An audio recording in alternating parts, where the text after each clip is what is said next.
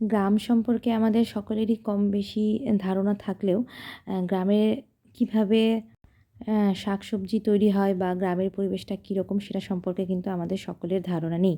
আজকে এই ভিডিওটা তাদেরই জন্য। আমি প্রথমে সোজা মুর্শিদাবাদ স্টেশন থেকে চলে গেলাম। চলে যাওয়ার পরেই পীরতলা স্টেশনে নেমে সেখান থেকে টোটো করে সোজা গ্রামের দিকে এগোলাম এবং সেখানকার পরিবেশ সম্পর্কে আমি সেভাবে খুব একটা জানাতে না পারলেও মোটামুটি যতটা পেরেছি এই ভিডিওতে আমি কভার করেছি। তো আমরা গিয়ে সোজা নামলাম রোড থেকে, আমরা ভেতরে ইন্টেরিয়ারে চলে গেলাম।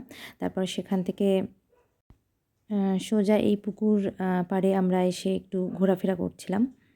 তারপর আমরা সোজা চলে এলাম পেঁয়াজ দেখতে। এই পেঁয়াজগুলো দেখতে খুবই ভালো লাগছিল, কিন্তু আমি ইচ্ছা থাকলেও তুলতে পারিনি, কারণ এই জমিটা অন্য কোনো মানুষের জমি ছিল, যার কারণে আমি তুলতে পারিনি। তো যাই হোক, পেঁয়াজগুলো দেখতে ভীষণ ভালো লাগছিল।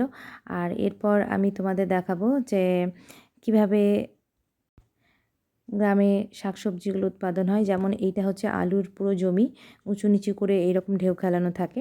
তারপর এটা হচ্ছে সেই পেঁয়াজ, মানে এতগুলো পেঁয়াজ দেখার পর আমি আর লোভ সামলাতে পারলাম না, মনে হলো একটা তুলেই ফেলি। কিন্তু তোলার পর মনে হলো যে এটা যেমনভাবে ছিল আমি ওটাকে ওভাবে আবার রেখে দিলাম। মানে যেমনভাবে ওটা লাগানো ছিল বাইরে থেকে কেউ বুঝতে পারবে না যে ওটা তুলেছিলাম। তারপর এই যে এটা হচ্ছে বাঁধাকপি। এই পাতাগুলো একদম সুন্দর, এত সুন্দর করে সাজানো আছে। মানে আমি তো এটা অনেক বড় হয়ে তারপরে দেখেছিলাম। আমার কোনো ধারণাই ছিল না। যাই হোক, তারপরে আমরা আবার সর্ষে ক্ষেতের দিকে চলে এলাম। ওই দূরে একটা মাছরাঙা বসে আছে মাছ ধরার জন্য। যদিও আমি মাছ ধরতে দেখতে পাইনি সেদিন। তারপর সোজা চলে এলাম ওই যে দূরে একটা সেলো মেশিন দেখছো, এটাকে সেলো মেশিন বলে। এটা অনেকে জানলেও অনেকের ধারণা নেই, যার জন্য আমি এটা দেখালাম।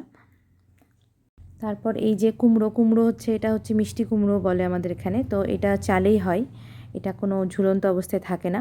তারপর এখানে এই যে নাড়াপালা দেওয়া আছে, এখানে আরাস এই মাঝখানে একটু উঠোনে মুরগির সাথে খেলাধুলা করছে। তারপরে আমরা সোজা চলে এলাম ছাগলের বাচ্চা দেখতে। আরাস বলল যে ছাগলের বাচ্চা দেখব, ওর মায়ের কোলে ছাগলের বাচ্চা নিয়ে একটু আদর টাদর করে তারপর ওখান থেকে আমরা আবার সামনের দিকে এগিয়ে গেলাম। আপনারা দেখতে পাচ্ছেন যে আমরা অনেকেরই ধারণা আমাদের যে গ্রামের বাড়িগুলো কীরকম হয় আমাদের ধারণা নেই, বা তারা কতটা কষ্টে বসবাস করে সেটা সম্পর্কেও আমাদের কোনো ধারণা নেই। যার কারণে আমি এই ভিডিওটা আরও বেশি করলাম, যাতে পুরো ধারণাটা মানুষের ক্লিয়ার হয়। তো যাই হোক, তারপরে আমরা চলে এলাম এখানে পাশের বাড়িতেই।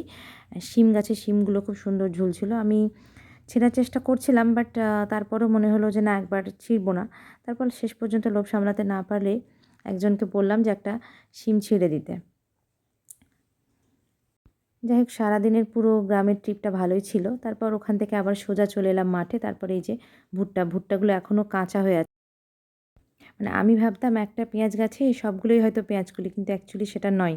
তারপর এই যে দিশা হচ্ছে যে মূলোটা তোলার জন্য অনেক চেষ্টা করছিল, টানাটানি করছিল, কিন্তু পারল না। যাই হোক, তারপরে আমরা চলে আসি বাঁধাকপি দেখতে। আর এই যে লাস্টে বলবো যে এটা হচ্ছে টমেটো গাছ, এটা হয়তো অনেকেই দেখেছো। যাই হোক, এরকম আরও অনেক ইনফরমেটিভ ভিডিও পেতে আমার চ্যানেলটিকে সাবস্ক্রাইব করে দিও।